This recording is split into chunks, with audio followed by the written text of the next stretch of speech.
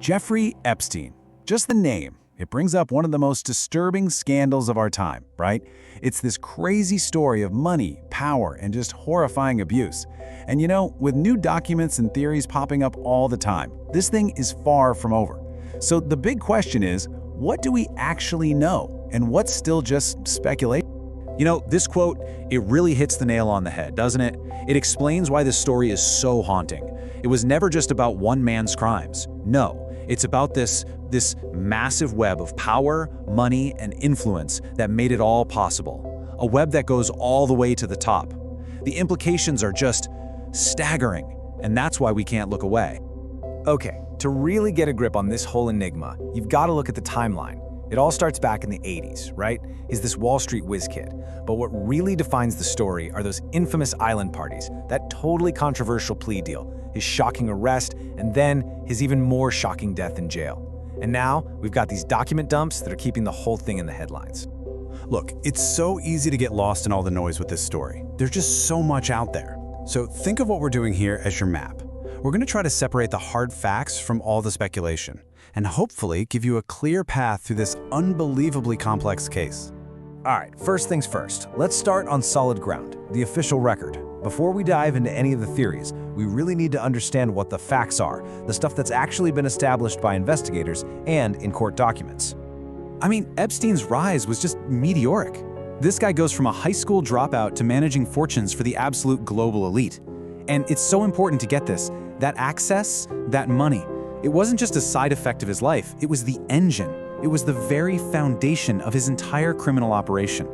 And when you look at the court documents, the abuse scheme was, well, it was chillingly systematic. This wasn't random at all. It was a calculated, three-step process. Step 1, target vulnerable young girls. Step 2, exploit them. And step 3, maybe the darkest part, force them to recruit others. It created this horrible, self-perpetuating cycle of abuse. Okay, now this is the moment that first made people furious. We're talking widespread public outrage. Despite how serious the allegations were, Epstein gets what everyone called a sweetheart deal. He served just 13 months, and get this, he had work release. He could leave jail 6 days a week. For so many people, it was just this blaring signal that there's a different justice system for the rich and powerful. And those connections, they were his shield. I mean, even after he was a convicted sex offender in 2008, he's still hanging out openly with some of the most famous people on the planet. We're talking presidents, royalty, tech billionaires, celebrities. The list of powerful names in his orbit is just staggering. And honestly, that's a huge reason why we're all still so obsessed with this story. Just think about this one number for a second, 26. That's how many times former President Bill Clinton reportedly flew on Epstein's private jet, the one infamously called the Lolita Express. Just one single data point like that, and it tells you everything you need to know about how deep these high-level connections really were. But the story was nowhere near over. Thanks to some absolutely incredible journalism from the Miami Herald, the case was yanked back into the spotlight. Then, in 2019, boom. Federal prosecutors arrest Epstein on brand new charges, running a massive sex trafficking ring. And for a lot of us, it really felt like, okay, finally, a real reckoning is coming. And then, the story took its most unbelievable turn yet. Before he could ever face trial, Jeffrey Epstein was found dead in his Manhattan jail cell. The official cause of death? Suicide. But for millions and millions of people, that answer just wasn't good enough. In fact, it was the start of a whole new mystery. Yeah, Epstein's death was a massive turning point. The official story was over, right? Case closed. But for the public, this is exactly where everything started to unravel. This is the point where the hard facts start to blur and these deep, nagging questions take over. So, the Department of Justice comes out, and their official explanation is basically a perfect storm of screw-ups at the prison. But the public heard that and immediately thought, wait a minute, was it a storm of screw-ups, or was it a perfect storm of a cover-up? Was it just incompetence, or was this intentional, a way to protect all those powerful people? And look, this suspicion isn't just coming from nowhere. It's not just paranoia. It's fueled by this laundry list of just bizarre circumstances. You had 2 prison guards who were asleep. They later admitted to falsifying the logs. You had not one, but both security cameras right outside his cell mysteriously malfunction. His cellmate gets moved out the day before he dies. And on top of all that, The autopsy itself found broken bones in his neck that one famous pathologist said were really atypical for a hanging. I mean, the coincidences just start to pile up, and they're impossible to ignore. So naturally, all these suspicious circumstances, they became the perfect breeding ground for all sorts of conspiracy theories. Let's go ahead and dive below the surface now and take a look at some of the biggest ones. And really, they all boil down to this one central question. Was Epstein silenced to protect his powerful friends? Did someone want him dead so that their secrets would die with him?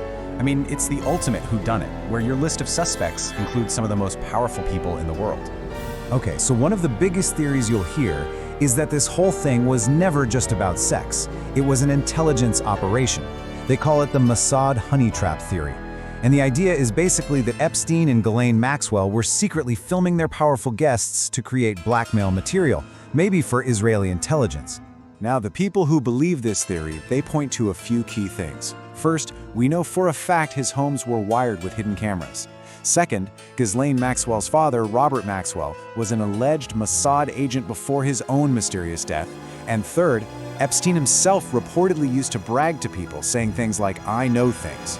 You put it all together and it paints a pretty chilling picture, even if there's no hard proof. Okay, and this brings us to something you've definitely heard about, the secret client list. This idea that there's one single master list out there with every single name on it, it's become a total online legend. But we need to be really clear here.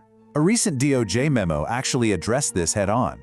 It says there's no evidence of a single, all-encompassing client list or a formal blackmail ring. And this is so important to understand. We have to separate the myth of one master list from the reality. And the reality is that various court documents have, over time, publicly named more than 100 of Epstein's known associates. So with all these conflicting stories, trying to sort fact from fiction is, well, it's a huge job. So we thought we'd try something a little different.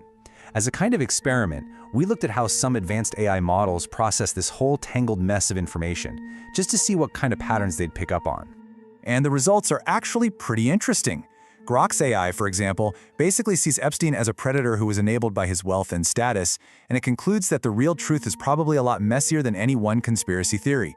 But then you have Google's Notebook LM, which looks at it differently. It frames the whole thing as more of a cautionary tale about unchecked privilege, suggesting that it's more about regular old human failings, not some grand secret cabal that drives this kind of evil. And really, that kind of gets to the heart of why this story just won't die. Even when new documents come out and debunk some of the myths, the one thing that remains is the undeniable, rock-solid fact of his deep, deep connections to the global elite. And that is why this scandal is probably going to fascinate and disturb us for years. So, in the end, we're left with this weird paradox. We have more facts about this case than ever before, but the central mystery, the enigma, is still there. The one question that just keeps echoing long after the headlines fade is, what other secrets are still buried out there?